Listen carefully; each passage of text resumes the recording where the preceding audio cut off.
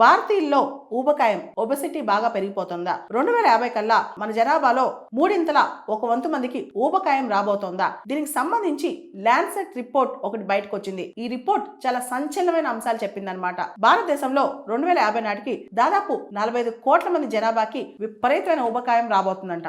అంతేకాదు ఈ ఊబకాయం వల్ల ప్రీమెచ్యూర్ డెత్ కానీ రకరకాల డిసీజెస్ కానీ రాబోతున్నాయంట. భారతదేశంలో ఊబకాయం అనేది చాలా పెద్ద పబ్లిక్ ఇష్యూగా మారబోతుందంట అతి త్వరలో. దీనికి సంబంధించి ఒక్కసారి ఊబకాయం వస్తే ఫ్యాటీ లివర్ కావచ్చు, డయాబెటీస్ కావచ్చు, బ్లడ్ ప్రెషర్ కావచ్చు, క్యాన్సర్లు కావచ్చు, హార్ట్ డిసీజ్ కావచ్చు, ఇలా రకరకాల రోగాలకి ఇది దారితీయబోతుందా? ఇదే పెద్ద ప్రశ్న అనమాట.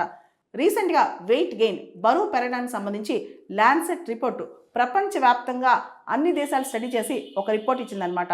ప్రపంచవ్యాప్తంగా 2021 చూసేసరికల్లా చాలామంది జనాభా అంటే దాదాపు సగానికి సగం జనాభా ఉండాల్సిన బరువు కంటే ఎక్కువ ఉన్నారంట. మనం భారతదేశంలో చూసుకుంటే కనుక దాదాపు 180 మిలియన్స్ అంటే 18 కోట్ల మంది బరువు ఎక్కువ ఉన్నారంట.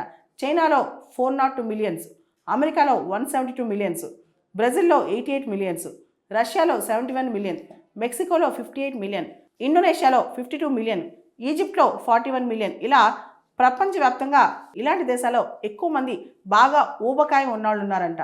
భవిష్యత్తులో ఈ దేశాల్లో చాలా ఎక్కువగా ఒబెసిటీ పెరిగే అవకాశం కూడా కనిపిస్తుందంట.